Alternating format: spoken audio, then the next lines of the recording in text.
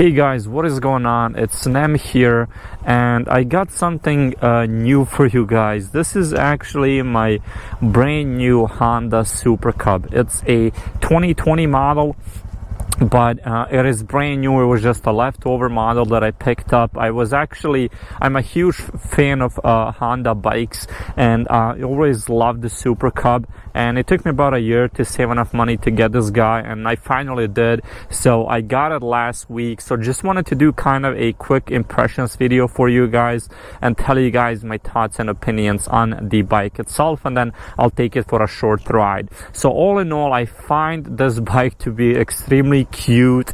Obviously it has this retro styling that the Super Cub is known for. I absolutely love it. I don't know what else really to say about the design. It's really classic. It's classic Honda. It's a well-known design, and I think generally people love it. Every time somebody sees me out on the street, especially here in the Midwest, they'll wave. They look extremely happy to see me, and that's how you feel riding this bike. You just can't help but have a smile on your face. It is extremely a lovable machine. So just to kind of walk you guys through the bike. So obviously it features the step-through design. On the right-hand side, you do have a foot brake, and then your front brake is here on the right hand side as well. You do not have a clutch lever, as you guys can see. So this is a semi-auto transmission, so you do use the shifter here on the bottom to shift gears, but there is no clutch. That was kind of awkward at first, but I got used to it within about 10 minutes or so. I feel like it's easier to ride a bike that has an actual clutch, but again, not a big deal. If you're new to riding, I think this bike will appeal to you just because it is fairly small. Even though I'm 6 feet tall, I think it suits me fairly well. So even though it's small, I think even taller riders will have no issue riding it. I absolutely love it. It's really not intimidating whatsoever. Anybody can sit on it and kind of have their feet flat on the ground, and I think anybody can enjoy this bike. It is extremely lovable, and I absolutely love it. Again, as far as the design, nothing really to talk about. The build quality is absolutely top notch. These guys retail for, I believe, around $4,000 with shipping and whatnot, so you're probably looking at $4,500 with tax and all of the fees and whatnot, and I think for that you get a pretty decent little bike with Honda's reliability and quality. Obviously this guy features the same engine that was found in the Monkey, the Grom, as well as the Trail 125. So it's a reliable engine. It should last a really long time as long as you keep up with the regular maintenance. Again, this bike is absolutely stock. I haven't done anything to it but actually removed the chain guard that was here on the left hand side. The reason why I did that is just because I think the bike looks a lot better without the chain guard, and considering that I use this thing daily, it's just kind of annoying to take off the guard to clean the chain. So I just ended up removing it, and to be honest, I do love the way this looks without the chain guard. So something you can do, especially if you live in an area where there isn't a ton of dust. I don't think that's an issue whatsoever. However, if you do live in a dusty area and you tend to ride in a dusty area, it's probably better just to keep that chain guard on anyways. Again, that's pretty much it as far as the looks are concerned. Obviously we have this really cool big seat here. Only one seat, but that's just to be expected. You can actually get a pillion seat. I have this little rack on the back which looks kind of cool. But yeah, to pop the seat, there is a little button here, and you can't open it because the bike is running. You have to have the bike off to actually open that. But again, fairly simple, fairly straightforward. Absolutely love the bike. Absolutely in love with the bike. The 125cc engine will get you about 130-40 miles per gallon depending on how you ride, and then the top speed is, I got it up to about like 65, but that was going downhill. Realistically you can expect to get it up to 60 on a straight and about 45-50 on hills depending on how steep they are, but it'll hold 45 in on really steep hills. 4-speed obviously, and yeah, LED lighting all the way around. Really nice bike. So actually let's take it out for a spin and maybe we can test that top speed. And yeah, that's basically it, guys. Just a simple introduction to my new daily. I still do have my Yamaha X-Max and I love that bike. I'm just doing a couple of things to it, upgrading a couple of parts, so it's not in a rideable state right now. So I'm basically using this guy. 547 miles in about 8 days or so. So yeah, I do ride it quite a lot. So let's take it out for a spin and then we'll test the speed and whatnot, and I'll tell you guys a bit more about the bike. Before I do that, let me just make sure that my GoPro is set up properly so you guys can see what's going on. Let me just, I'll move it up. Whoop, there's my hand. I'll move it up a bit. Let's see if this is good. Let me just lower it a tiny bit.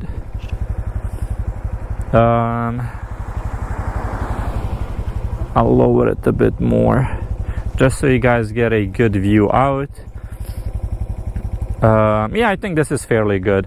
All right, so let me just put this thing in gear. So one cool thing is the fact that one thing I guess I didn't mention, this thing has one of those key fobs, and let me just pull mine up. It's right here. Really cool, has this old Honda badge on it, which I do like.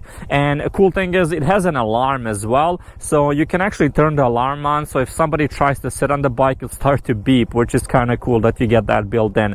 But yeah, to turn the bike on, you press this in, turn it to the on position, and then here is your starter button, and then you have your kill switch as well. To shut it off, you can either use the kill switch or just turn it off like this, and then as long as you have that key in your pocket, you should be good to go. Obviously I am not in gear now.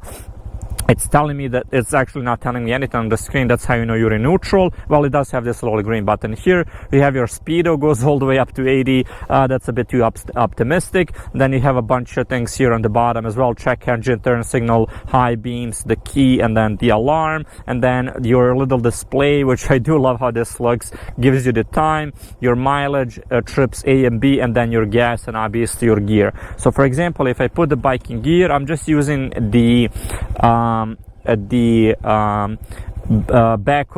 back of your shoe. What is that called? The heel shifter. Yeah, I'm just using the heel shifter just because it's easier to shift that way. So I'm in first gear and the bike is still running. You can actually put it even in second gear and the bike will run. It doesn't stall, so it's basically dummy proof, which is really cool. When you are slowing down, you can either downshift, which can be kind of tricky because you do have to rev match, or you can just slow down using the brake and then slowly go down the gear so the bike doesn't jerk. It's kind of up to you. It's probably better to use some of the engine braking and whatnot, but again, if you're a new rider, you can actually just use the brakes to slow down and then slowly downshift when your speed gets really low, so that way the bike doesn't jerk on you. It's kind of up to you how you want to ride it. But yeah, I absolutely love it. Let's take it for a spin and then I'll give you guys a bit more info about the bike, and then we'll see if we can test that top speed. All right, so I guess to tell you guys the story of why I ended up getting the Honda, as I've told you guys, I've been a huge fan of Honda motorcycles. Even though I've never owned one, I owned Yamahas, Kymco's, a genuine scooter. What else did I own? A few other bikes, but never had a Honda. And the main reason was they were kind of pricey, and you know, at the time I always had a bike, so getting a Honda was just kind of money out of my pocket that I didn't really want to spend, even though I wanted one. So when the Cub came out, I thought, you know what, you know, I need something. Well, I don't need something, but I wanted something to kind of use as my second bike to kind of commute in town, just because my X-Max is pretty much a do-it-all type of bike. The Super Cub is your do-it-all in town type of a bike. So I wanted to get something, and this guy came out, so I started to save some money, and then I was finally able to save enough money to get this guy. So and I did. You know, this was a leftover model, so I only had to pay like $3 grand for it, and I'm happy with that. I'm really happy. A couple of things that I do not like about the bike. There really isn't anything that I do not like. However, I wish that there was a bit more room here where the shifter is on the left hand side. It's just a bit cramped, and when I'm using the heel shifter, I'm fairly cautious. But if you have bigger boots, you can actually scratch the plastic bodywork here on the side just because it's super close to that shifter.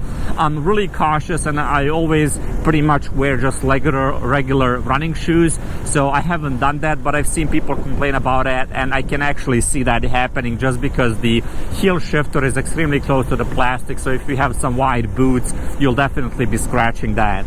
Other than that, I don't think there is anything else that I do not like, to be quite honest. I think the lights work fairly well. The bike is easy to ride, it's easy to maintain as well.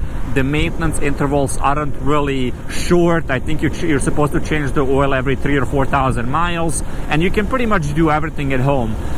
One thing that's kind of annoying is when it comes to maintaining the clutch and getting rid of the filter, which actually you don't have to change the filter.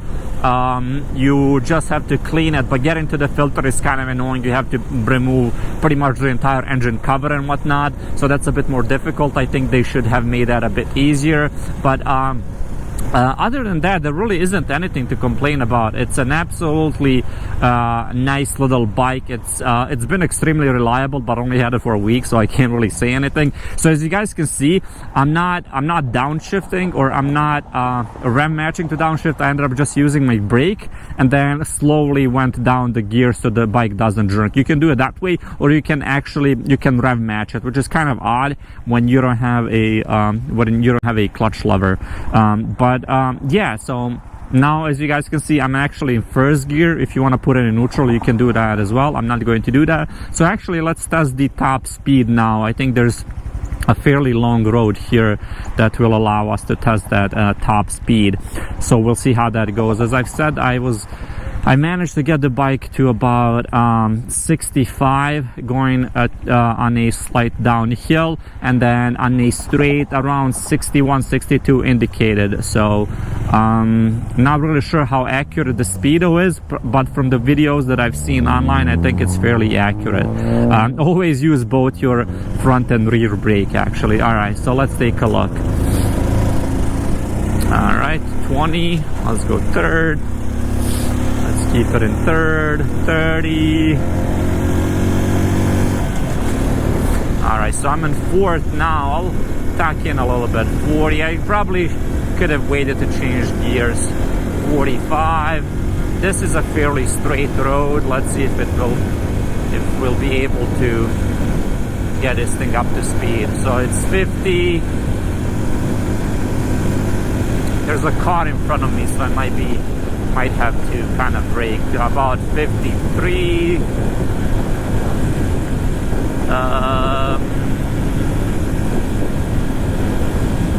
So I'm getting about 53 now, but I am going kind of up a slightish hill, and unfortunately I'm gonna have to start slowing down now just because there are cars in front of me.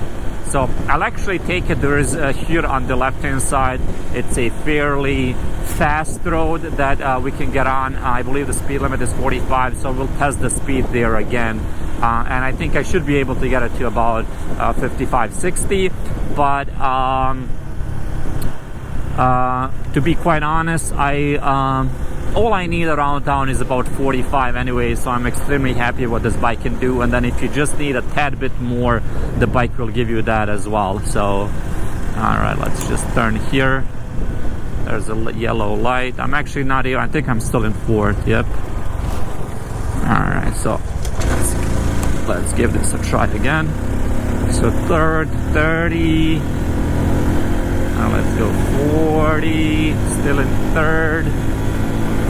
45. All right, I'm in fourth. 50.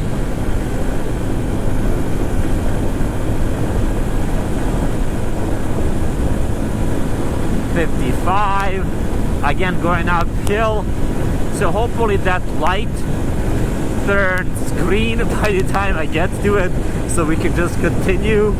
But so I'm going kind of at a somewhat steep hill. I don't know if you guys can see this on camera, but the bike is holding about 48 open throttle.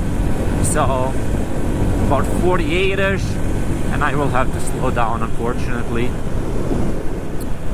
Yep.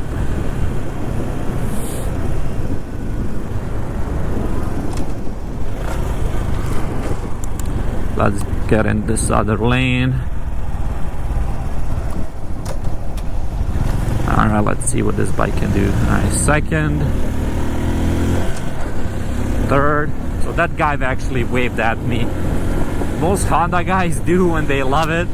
Harley guys, I don't think I had one Harley guy wave at me, which is that's whatever. But Honda guys, generally guys that are into Japanese bike love this thing. So 50, there is a lot of headwind, I can actually feel it, but it's doing about 52, and again another yellow light. So yeah, I don't know if I'll be able to test its full potential here. So who's this bike for, I guess? Well, to be quite honest, if you need something to get around town, but something that's a bit faster than a 50, I think the Super Cub is great for that. It looks absolutely stunning. It's easy to ride. It's easy to maintain. It's a bit, I guess, pricey. You're looking at about $4,500 brand new. On the used market, they're around $3,100-$3,200. It just kind of depends. But I think it's a good buy if you have the money and you can spend it, just because it's really fun to ride. It looks great. You have that Honda reliability and quality. So yeah, again, let's see what I can do here. I'll tuck in a little bit. So 50, a lot of headwind, a lot.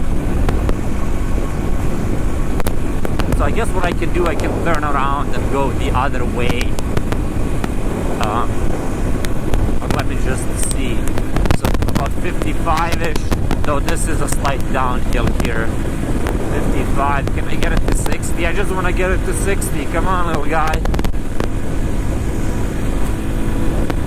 And I did do the oil change, and I took it easy on the bike for the first 300 or so miles, so you guys don't have to worry about the abuse of the bike, because I was really gentle. Oh, that was a 58, come on!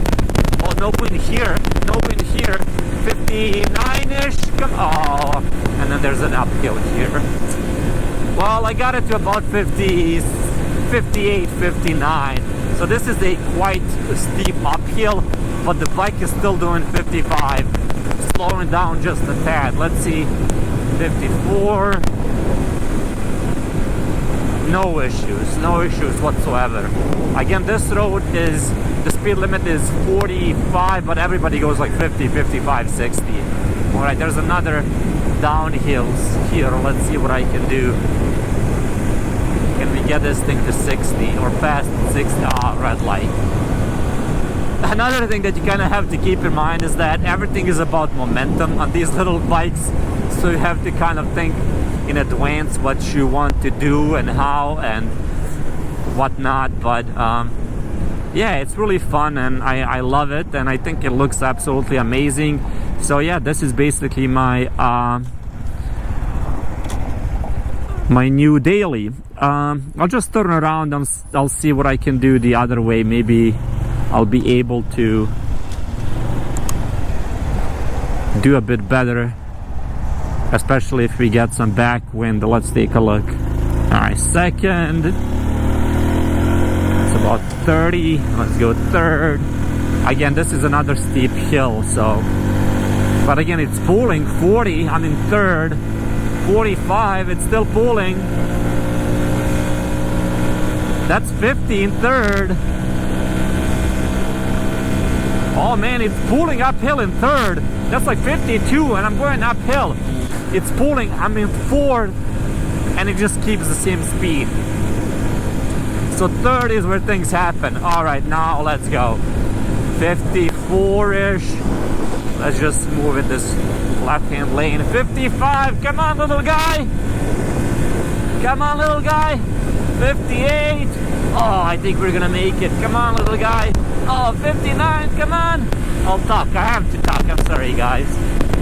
Oh, I don't think we'll make it. I'm slowing down. Again, a lot of headwind. 55. Well, I guess that's all I can get today. Which is actually, that's what makes this bike so fun. It's not fast, but it's so fun to ride. The wheels, I believe they're 17 inches. Extremely comfortable. You don't feel the bumps whatsoever. To be quite honest, it might be more comfortable than my X-Max, which is about twice the size too, and riding on some really, really big wheels. 14 and a 15, I believe, but they're fairly chunky. And I think this thing actually is smoother over certain bumps. So yeah, I don't think I could get it. I couldn't get it to 60 this time. Again, but this bike is completely stock. And I've seen people actually use a different ring on the front. So if you get, I believe they come with a 14 tooth. So maybe like a 15 tooth could give you that higher top speed. I'm not really sure if that would work or not. Definitely, what could get you a higher top speed is another gear, most definitely. And I think that the new Gram actually has 5 gears. And considering that the same engine is in the Monkey, and the Monkey will do like 65, I know that this engine can do it. It's just the way that it's geared, it's not letting me like go past like 60. Well, or this time like 58, 59. So yep, but that's basically it for this video, guys. I hope you guys like it. If you guys have any questions, or if there's anything else you'd like to see about the Super Cub, just let me know. I'll be happy to do another video. Yeah, I'm sorry I didn't stop here. This is basically where I live, so there's really nothing going on here ever. So but yeah, just let me know and I'll be happy to do another video, and I don't know, talk about whatever you guys want to learn about when it comes to the Super Cub. One thing that I'm planning on doing, I'll keep this bike completely stock just because I like it that way. I think it's kind of fun.